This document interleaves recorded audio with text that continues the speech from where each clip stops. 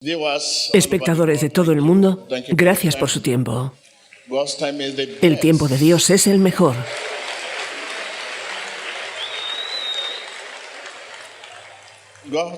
El tiempo de Dios es el mejor. Sí. Una vez que haces las cosas en el tiempo de Dios, tienes lo mejor. En el tiempo de Dios, todo luce bien.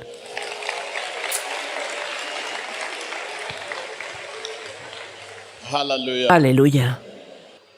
Cada vez que hago las cosas en el tiempo de Dios, no busco alrededor la palabra que decir y lo que hacer. Estos siempre están alrededor de mí, qué decir, qué hacer, cómo hacerlo. En el tiempo de Dios, Él los provee. Es cuando no estamos haciendo las cosas en el tiempo de Dios que empezamos a luchar buscando nuestras propias palabras, qué decir, qué hacer y dónde ir. Empezamos a usar nuestro propio criterio, pensando, ¿qué diré? ¿Cómo lo diré? ¿Dónde iré? ¿Cómo iré? Cuando no hacemos las cosas en el tiempo de Dios, cuando hacemos las cosas en nuestro propio tiempo, esto es para nosotros siempre el pensamiento, el razonamiento. Todo es siempre muy difícil. Cualquier cosa que hagas en el tiempo de Dios, lo encuentras sin esfuerzo. Sin esfuerzo. Pero cuando haces las cosas en tu propio tiempo, esto requerirá tu energía, tu habilidad, tu esfuerzo, tu tensión, tu presión, lo cual resulta en enfermedad, dolencia o en infarto, porque eres tú quien lo está haciendo. Te cansarás. El tiempo de Dios es el mejor. Cuando duermes en el tiempo de Dios, tienes sueños maravillosos, no pesadillas. Es cuando haces las cosas en el tiempo de Dios que la confianza puede obrar. Pones tu confianza en Él de acuerdo a su voluntad. Dile a tu vecino, pon tu confianza en Él de acuerdo a su voluntad. Pon tu confianza en Él de acuerdo a su promesa. Pon tu confianza en Él de acuerdo a su tiempo. Pueden sentarse.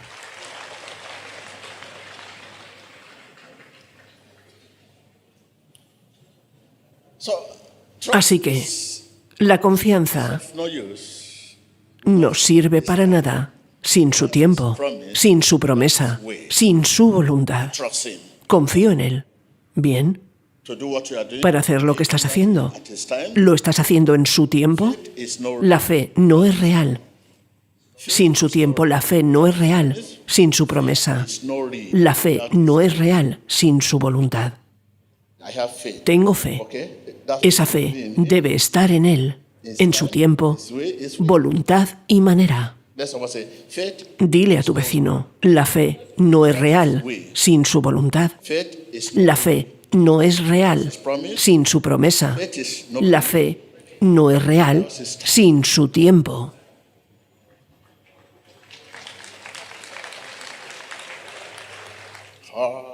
Ten fe en Dios. Ten fe en Dios. Todas las cosas son posibles. Ten fe en Dios. Y no puedes separar a Dios de su voluntad, de sus promesas. No puedes separar a Dios de su tiempo. Por tanto, la fe es en su tiempo, en su promesa y su voluntad. Así que, ¿dónde estamos yendo? En este caso, es como si muchos cristianos estuvieran atrapados. Ellos no conocen al Dios que están sirviendo, porque la fe no es real sin la voluntad de Dios. Debes conocer su voluntad y tener fe en Él. Si no, la fe no es real. Recuerda, la voluntad de Dios es lo mismo que la promesa de Dios. ¿Y el tiempo de Dios también? Debes hacer las cosas en su tiempo para que Él te siga, para que esté contigo, te proteja y te escuche, para que esté contigo en su tiempo. Confío en Él significa que confías en su tiempo, que pones tu confianza en su tiempo, voluntad y promesas. El brazalete de la fe, ese que tienes contigo. ¿Dónde está el tuyo? Está bien, veamos al caballero aquí. Muéstreles, muéstreles. Oh, Dios mío. Díganos, ¿qué está diciendo? Toma más de mí, dame más de ti. Bien, quiero creer que todo lo que ha estado viendo desde esta mañana, el testimonio de las personas, la voluntad de Dios que hemos estado viendo y las promesas que hemos estado viendo, todo esto sucedió porque pasó en el tiempo de Dios. Son promesas de Dios, son la voluntad de Dios. Las hemos estado viendo. ¡Qué maravillosa bendición! Esas son las cosas en las que estás meditando.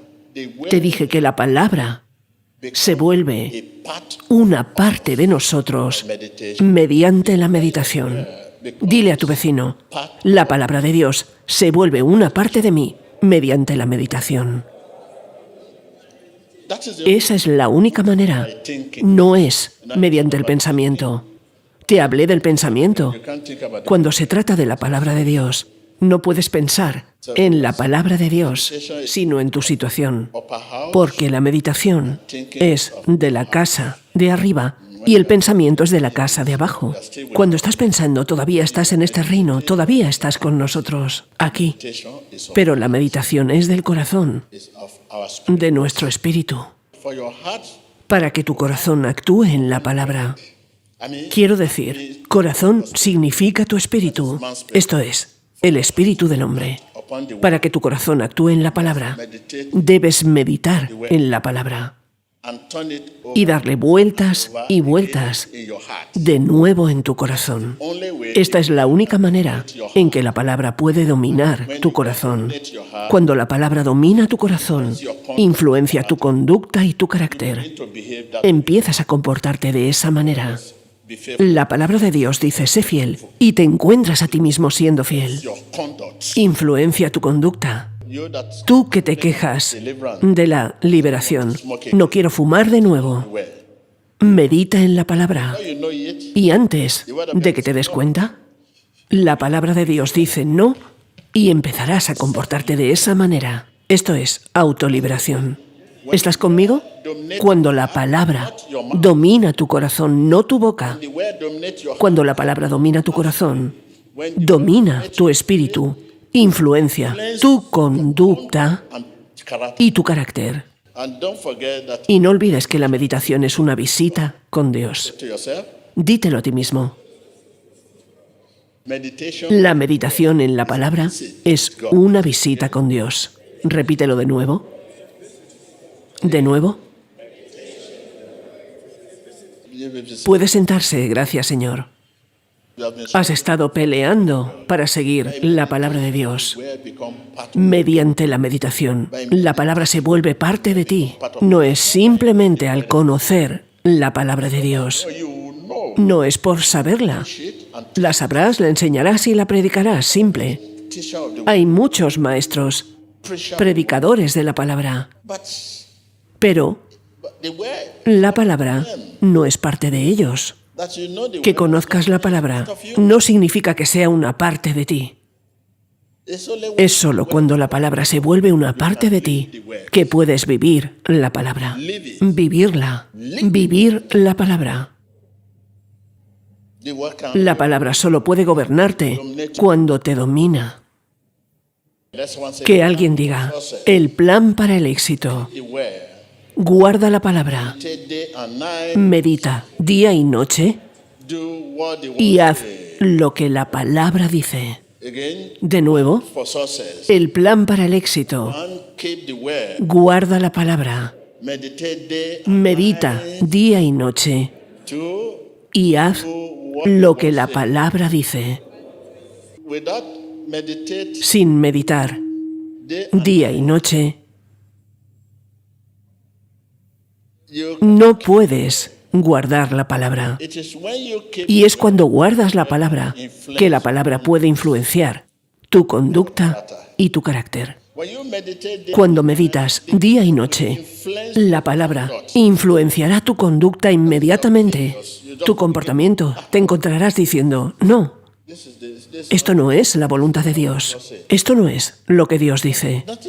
Pero sin nada para influenciar tu conducta, te encontrarás haciendo cualquier cosa que quieras hacer, porque la palabra no ha influenciado tu conducta. La palabra se vuelve una parte de ti mediante la meditación. La palabra de Dios se vuelve una parte de mí mediante la meditación. Por cierto, ¿qué es la palabra de Dios? La palabra de Dios, un espíritu, crea cosas materiales. Esto muestra que el espíritu es mayor que las cosas materiales y tú eres una de esas cosas materiales. La palabra de Dios, paréntesis, un espíritu, crea cosas materiales. Esto muestra que el espíritu es mayor que las cosas materiales, porque Él las creó. El primer lugar en el que debemos prosperar es en nuestra vida espiritual. Dile a tu vecino. No puedo oírte. Pero hoy eres rico, tienes dinero, casas grandes, una flota de automóviles, esto, lo otro, tienes mucho dinero, eres un profesor, pero tu vida espiritual es cero. Ni siquiera puedes relacionarte con Dios. No conoces la opinión de Dios acerca de ti, y mucho menos de los demás. Esto muestra que eres cero espiritualmente, y el espíritu crea cosas materiales. Y tú estás luchando por lo material, toda tu vida, luchando por lo material, y abandonas al Creador, el Espíritu. Es por eso que nuestra vida está como está. Cuando prosperas en otras áreas, esa prosperidad se vuelve una carga. Es como cuando estás muy, muy gordo y esa gordura empieza a afectar tus piernas. Y ahora verás que empiezas a quejarte. No serás capaz de caminar. Así que todo esto es prosperidad, mientras que las piernas son espíritu. ¿Las piernas son qué? Toda esta parte es ¿qué? Lo material. Toda esta parte es ¿qué? Las dos piernas son... Esto es un buen ejemplo de lo que estamos hablando en este mundo. Y el espíritu es aquel que ha creado el cuerpo. La prosperidad es mucha para él. Y ahora se queja de que no puede moverte de nuevo. No podrá moverte porque hay una carga, una crisis. La palabra de Dios en la que te he pedido que medites día y noche demanda relacionarte con Dios, una visita con Dios. Mediante la meditación, la palabra se vuelve parte de ti, el plan para el éxito.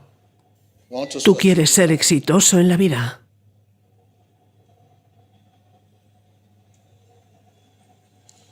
La palabra de Dios, esa palabra de Dios, un espíritu,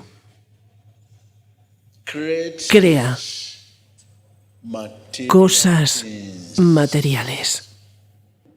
Riqueza, fama, popularidad, cualquier cosa que logres, cualquier cosa de la que puedas hablar, fuera del espíritu, Él las creó. Esto muestra que el espíritu es mayor que todas las cosas. Él es lo mayor. Él es lo más grande. Pero esas son las cosas que perseguimos hoy en día. Cosas por las que nos matamos. Salir por ahí, no hay nada que no podamos hacer para lograrlas. Y muchos de nosotros ya tenemos suficiente de esas cosas.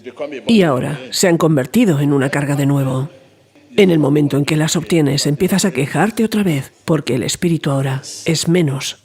La razón por la que las personas buscan dinero, fama y popularidad, y cuando ahora se vuelven famosos, ricos, empiezan a quejarse de nuevo, es porque su vida espiritual es cero. Estás edificando un fundamento sobre el espíritu.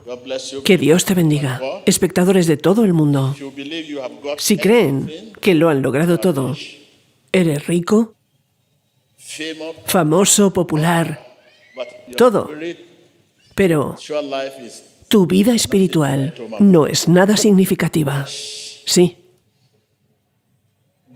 Entonces, esas cosas, comienza a compartirlas con aquellos que están en necesidad, para que así tengas paz. Y a medida que compartas, Dios incrementará tu vida espiritual. Comparte con los demás de una manera piadosa. Comparte con los demás. Dios no tiene sino tus manos para dar. Dios no tiene sino tu dinero para compartir. Compártelo con los demás de manera piadosa. Y a medida que compartas con los demás, tu vida espiritual comenzará a aumentar. Comparte tu tiempo con los demás, tu fortaleza con los demás, tu riqueza con los demás, tu sabiduría con los demás.